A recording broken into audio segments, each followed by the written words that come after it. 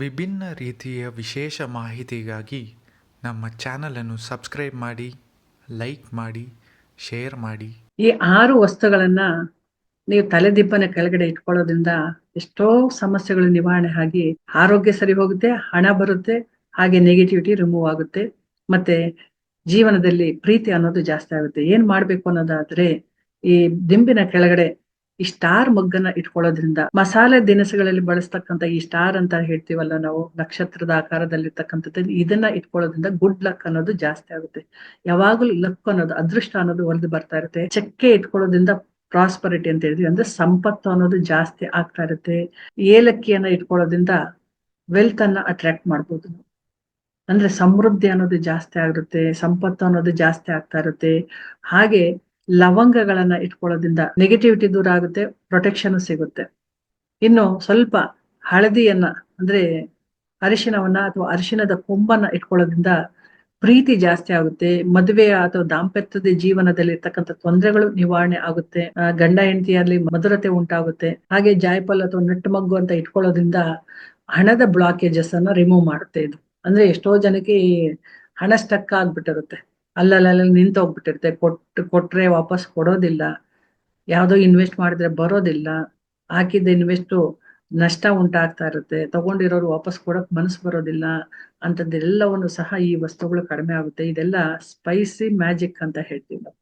ಮಸಾಲೆಯ ಒಂದು ಮ್ಯಾಜಿಕ್ ಅಂತಾನೆ ಹೇಳ್ಬೋದು. ಮಸಾಲೆ ದಿನಸುಗಳು ನಮ್ಮ ಹತ್ರ ಇಷ್ಟೊಂದು ಒಳ್ಳೇದ್ ಮಾಡುತ್ತಾ, ಬರೀ ಅಡಿಗೆ ಪದಾರ್ಥಗಳಿಗೆ ಸೀಮಿತವಾಗಿರ್ತಕ್ಕಂತಹ ಇಂತಹ ಮಸಾಲೆ ದಿನಸುಗಳು ಇವತ್ತು ನಮಗೆ ಹಣವನ್ನ ಆಕರ್ಷಣೆ ಮಾಡೋದಕ್ಕೆ, ನೆಗೆಟಿವಿಟಿಯನ್ನ ದೂರ ಮಾಡ್ಕೊಳ್ಳೋದಕ್ಕೆ, ದೃಷ್ಟಿ ದೋಷಗಳನ್ನ ದೂರ ಮಾಡ್ಕೊಳ್ಳೋದಕ್ಕೆ, ಆರೋಗ್ಯವನ್ನ ಕಾಪಾಡ್ಕೊಳ್ಳೋದಕ್ಕೆ, ಇದೆಲ್ಲವೂ ಉಪಯೋಗಕ್ಕೆ ಬರ್ತಾ ಇರ್ತಕ್ಕಂಥದ್ದು.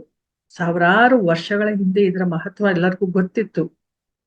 ಆದ್ರೆ ಅದ್ಯಾವುದನ್ನು ನಾವು ಮಾಡದೆ ಯಾವುದೋ ಒಂದು ಲೋಕದಲ್ಲಿ ಬದುಕೊಂಬಂದ್ಬಿಟ್ವಾ ಅಂತ ಅನಿಸ್ತಾ ಇದೆ. ಇಷ್ಟೆಲ್ಲ ಒಳ್ಳೇದಾಗ್ತಾ ಇದ್ರು ನಮ್ಮ ಹಿಂದಿನ ಕಾಲದಲ್ಲಿ ಇದಕ್ಕೆ ಎಷ್ಟೊಂದು ಮಹತ್ವ ಇತ್ತು. ಆಯುರ್ವೇದದಲ್ಲಿರ್ಬಹುದು, ಅಡುಗೆ ವಿಚಾರದಲ್ಲಿರಬಹುದು, ಹಾಗೆ ಪೂಜೆ ಮಾಡುವಾಗಿರಬಹುದು, ಜೊತೆಗೆ ನಮಗೆ ಶಕ್ತಿ ಬರೋದಕ್ಕೂ ಅಥವಾ ಅದೃಷ್ಟವನ್ನ ತರೋದಕ್ಕೂ ಈ ವಸ್ತುಗಳು ಎಷ್ಟೊಂದು ಉಪಯೋಗಕ್ಕೆ ಬರುತ್ತೆ ಅನ್ನೋದಾದ್ರೆ ಇದನ್ನ ತಳ್ಳಾಕಕ್ ಆಗೋದಿಲ್ಲ ಅಲ್ವಾ. ನೋಡಿ, ಇಂತ ಎಲ್ಲಾ ಕಡೆನೂ ಬಳಸ್ತಾರೆ ಇದನ್ನ. ಅಂದ್ರೆ ನಾವ್ ಯಾಕೆ ಇದುವರೆಗೂ ನಾವು ಮಾಡ್ತಿರ್ಲಿಲ್ಲ, ಎಲ್ಲ ಮರ್ತು ಬಿಟ್ಟಿದ್ವಿ, ಅಥವಾ ನಮ್ಗೆ ಯಾರು ಯಾಕೆ ಹೇಳ್ಕೊಡ್ತಾ ಇರ್ಲಿಲ್ಲ, ಅಥವಾ ಇವಾಗ ಗೊತ್ತಾದ್ರೂ ಸಹ ಇದ್ರಿಂದ ನಮ್ಗೆ ಏನಾದ್ರು ಆಗುತ್ತಾ ಅಂತ ಪ್ರಶ್ನೆಗಳು ಮೂಡುತ್ತೆ. ಯಾರಿಗೋ ಒಳ್ಳೇದಾದಾಗ ನಾವು ಮಾಡ್ತೀವಿ ಬಿಡಿ ಅಂತ ಅನ್ಕೊಳ್ತೀವಿ. ನಾವೇ ಒಂದು ಪ್ರಯತ್ನವನ್ನ ಮಾಡ್ಬೇಕು, ನಮಗೂ ಒಳ್ಳೇದಾಗುತ್ತೆ. ಇದೆಲ್ಲ ನಮ್ ಕೈಗೆ ಸಿಕ್ಕುವಂಥದ್ದು ನಮ್ಮ ಅಡಿಗೆ ಮನೆಯಲ್ಲಿ ಇರ್ತಕ್ಕಂಥದ್ದೇ. ಇದರಿಂದ ನಾವು ನಮ್ಮ ದುರಾದೃಷ್ಟವನ್ನ ದೂರ ಮಾಡ್ಕೊಂಡು ಅದೃಷ್ಟವನ್ನ ಜಾಸ್ತಿ ಮಾಡ್ಕೊಳ್ಳೋಣ, ನಮ್ಮ ಹಣೆ ಬರಹವನ್ನ ಬದಲಾಯಿಸ್ಕೊಳ್ಳೋಣ, ನಾವೇ ಒಂದು ಪ್ರಯತ್ನವನ್ನ ಮಾಡೋಣ ಅಂತ ಯಾಕೆ ಯಾರಿಗೂ ಅನ್ಸೋದಿಲ್ಲ. ಎಷ್ಟೊಂದು ನಮಗೆ ಎಲ್ಲವೂ ಕೈಗೆಟ್ಕೋ ದರದಲ್ಲಿ ಇದ್ರು, ಕೈಗೆಟಕ್ತಾ ಇದ್ರು ಸಹ ನಾವು ಹಿತ್ತಲ ಗಿಡ ಮದ್ದಲ್ಲ ಅಂತ ಹೇಳ್ಬಿಟ್ಟು ನಾವ್ ಎಲ್ಲೆಲ್ಲೋ ಹುಡುಕ್ತಾ ಇರ್ತೀವಿ. ಎಂತ ವಿಪರ್ಯಾಸ ಅಲ್ವಾ ಇದೆಲ್ಲವೂ ಸಹ. ನಮಗೆ ಅಂಗೈಯಲ್ಲಿ ಬೆಣ್ಣೆ ಹಿಡ್ಕೊಂಡು ತುಪ್ಪಕ್ಕೆ ಹುಡುಕಾಡಿದ್ವಿ ಅನ್ನೋ ರೀತಿನಲ್ಲಿ ಆಗ್ತಾ ಇರುತ್ತೆ ಇದೆಲ್ಲವೂ ಸಹ. ಯಾರೋ ಹೇಳ್ದಾಗ, ಎಲ್ಲಿಂದಲೋ ಕೇಳ್ಕೊಂಡಾಗ, ಯಾರೋ ಮಾಡಿದ್ ಒಳ್ಳೇದಾದಾಗ ಅವಾಗ ನಾವು ಯೋಚನೆ ಮಾಡ್ತೀವಿ. ಈಗ ನೋಡಿ, ಯಾವುದೇ ಒಂದು ಆ ಒಂದು ವಸ್ತುಗಳಿರ್ಬೋದು ಅಥವಾ ಏನೇ ಒಂದು ವಿಚಾರ ಇರ್ಬೋದು, ಅದೆಲ್ಲ ಏನೋ ವಿದೇಶಗಳಿಗೆ ಹೋಗಿ ಅಲ್ಲಿಂದ ನಮ್ಮ ದೇಶಕ್ಕೆ ಬಂದಾಗ ನಾವು ಅದನ್ನ ಹೌದು ಇದು ಒಳ್ಳೇದು ಅಂತ ತಗೊಳ್ತಾ ಇದ್ವಿ. ಯಾವುದೇ ಒಂದು ವಿಚಾರವನ್ನ, ಯಾವುದೇ ಒಂದು ವಸ್ತುವನ್ನ, ಏನೇ ಆಗ್ಲೂ ಅದು ಹೊರದೇಶದಿಂದ ಬರ್ಬೇಕು. ನಮ್ಮ ದೇಶದ್ದು ನಮ್ಮ ಹತ್ರನೇ ಇರುವಾಗ, ನಮ್ಮ ಹಿರಿಯರು ಹೇಳ್ತಕ್ಕಂಥದ್ದು, ನಮ್ಮ ಶಾಸ್ತ್ರಗಳಲ್ಲಿ ಬಂದಿರ್ತಕ್ಕಂಥದ್ದು ನಮ್ಗೆ ಯಾವ್ದು ನಮ್ ತಲೆಗೆ ಹೋಗ್ತಾ ಇಲ್ಲ. ಅನುಮಾನ ಅನ್ನೋದು ಬಂದ್ಬಿಡುತ್ತೆ, ಸಂಶಯ ಪಡ್ತೀವಿ ನಾವು, ಬೇರೆಯವ್ರನ್ನ ಸಂಶಯ ದೃಷ್ಟಿಯಿಂದಾನು ನೋಡ್ತೀವಿ. ಎಲ್ಲವೂ ಹಣಮಯ, ಹಣಕ್ಕೋಸ್ಕರ ಹಿಂಗೆಲ್ಲ ಅಂತ ಅನ್ಕೊಳ್ತೀವಿ. ನಾವು ಈ ತರದ ಆಲೋಚನೆ ನಮ್ಮಲ್ಲಿ ಬದಲಾಗದ ಹೊರತು ನಾವು ಚೆನ್ನಾಗ್ ಆಗೋದಿಲ್ಲ. ನಮ್ಮಲ್ಲಿ ನಮ್ಗೆ ಏನು ಬೇಕೋ ಅದಕ್ಕೆ ಪರಮಾತ್ಮ ಇದೆಲ್ಲವನ್ನ ಕೊಟ್ಟಿ ಭೂಮಿ ಮೇಲೆ ನಮ್ಮನ್ನು ಕಳಿಸಿದಾನೆ. ಪ್ರತಿಯೊಂದ್ರಲ್ಲೂ ಒಂದೊಂದು ಒಳ್ಳೇದಿರುತ್ತೆ. ಪ್ರತಿಯೊಂದು ಜೀವಿಗೂ ಪರಮಾತ್ಮ ಒಳ್ಳೇದನ್ನಷ್ಟೇ ತಿಳಿಸ್ತಾ ಇರ್ತಾನೆ. ತಗೊಳ್ಳೋದು ಬಿಡೋದು ನಮ್ಗಳಿಗೆ ಸೇರ್ತಕ್ಕಂಥದ್ದು. ಯಾಕಂದ್ರೆ ಯಾವ್ದು ಯಾರಿಗೂ ಸುಮ್ಮನೆ ಕೇಳಿಸ್ಕೊಳಕ್ ಆಗೋದಿಲ್ಲ, ನೋಡಕ್ ಆಗೋದಿಲ್ಲ. ಕೇಳಿಸ್ಕೊಳ್ತಾ ಇದೀವಿ, ನೋಡ್ತಾ ಇದೀವಿ ಅಂತಂದಾಗ ಅದದ್ದೇ ಆದ ಸಮಸ್ಯೆಗಳ ಸುಳಿಯಲ್ಲಿ ಸಿಕ್ಕಿ ಅದಕ್ಕೆ ಪರಿಹಾರವನ್ನ ಹುಡುಕ್ತಾ ಇರ್ತೀವಿ. ಅದಕ್ಕೆ ಎಷ್ಟೋ ನಾವು ಬೇಡ್ಕೊಳ್ತಾ ಇರ್ತೀವಿ, ಕೇಳ್ಕೊಳ್ತಾ ಇರ್ತೀವಿ. ಅದಕ್ಕೆ ಇಂತಹ ಒಂದು ಪರಿಹಾರಗಳು ಸಿಗ್ತಾ ಇರುತ್ತೆ. ಯಾಕಂದ್ರೆ ಮನಸ್ಸಿದ್ದಂತೆ ಮಾರ್ಗ ಅಂತ ಹೇಳ್ತೀವಿ. ಏನ್ ಅನ್ಕೊಳ್ತೀವೋ ಅದು ಖಂಡಿತ ನಮ್ಗೆ ರೀಚ್ ಆಗ್ತಾ ಇರುತ್ತೆ. ನಮ್ಗೆ ಏನು ಬೇಕೋ ಅದು ಬೇಕು ಅಂತಂದಾಗ ಸಿಗುತ್ತೆ, ಏನ್ ಬೇಡವಾ ಅಂತಂದಾಗ ಅದು ದೂರ ಹೋಗ್ತಾ ಇರುತ್ತೆ.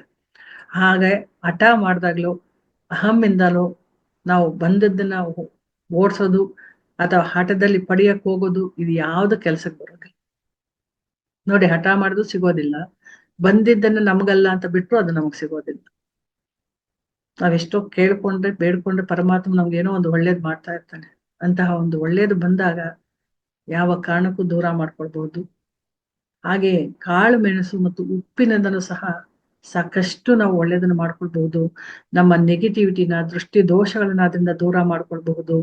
ಮತ್ತೆ ಅರಿಶಿನವನ್ನ ದಾನ ಮಾಡೋದ್ರಿಂದ ಸಂಪತ್ತನ್ನ ಜಾಸ್ತಿ ಮಾಡ್ಕೊಳ್ಬಹುದು. ಹಾಗೆ ಮದುವೆ ಅಥವಾ ದಾಂಪತ್ಯದಲ್ಲಿ ಗಂಡ ಹೆಂಡತಿಯರ ಮಧ್ಯದಲ್ಲಿ ಇರ್ತಕ್ಕಂಥ ಬಿರುಕುಗಳನ್ನ ಸರಿ ಮಾಡ್ಕೊಳ್ಬಹುದು. ಹಾಗೆ ಈ ಹಣವನ್ನ ಆಕರ್ಷಣೆ ಮಾಡೋದಕ್ಕೆ ಯಾವಾಗ್ಲೂ ಶ್ರೀ ಸೂಕ್ತವನ್ನ ಹೇಳ್ಕೊಳ್ಳಿ, ಕನಕದಾರ ಸ್ತೋತ್ರವನ್ನ ಹೇಳ್ಕೊಳ್ಳಿ, ಲಕ್ಷ್ಮೀ ಪೂಜೆಯನ್ನ ಮಾಡ್ತಾ ಇರಿ. ಮನೆಯಲ್ಲಿ ಹೆಣ್ಣು ಮಕ್ಕಳಿಗೆ ಗೌರವವನ್ನ ಕೊಡಿ. ಪ್ರತಿಯೊಂದು ಸ್ತ್ರೀಯರನ್ನು ಸಾಕ್ಷಾತ್ ಲಕ್ಷ್ಮಿ ಅಂತ ಭಾವಿಸಿ ಕೈಲಾಗಿದ್ದು ಒಂದು ಒಳ್ಳೇದನ್ನ ಮಾಡಿ ಅವ್ರಿಗೆ ಒಳ್ಳೆ ಭಾವನೆಯಿಂದ ಹೆಣ್ಣು ಮಕ್ಕಳಿಗೆ ಒಂದು ಬಟ್ಟೆಯನ್ನು, ಒಂದು ಸಿಹಿ ಪದಾರ್ಥಗಳನ್ನು ಅಥವಾ ಅಲಂಕಾರಿಕ ವಸ್ತುಗಳನ್ನು ಕೊಟ್ಟು ನೋಡಿ ಎಷ್ಟು ಒಳ್ಳೇದಾಗುತ್ತೆ ಅಂತ.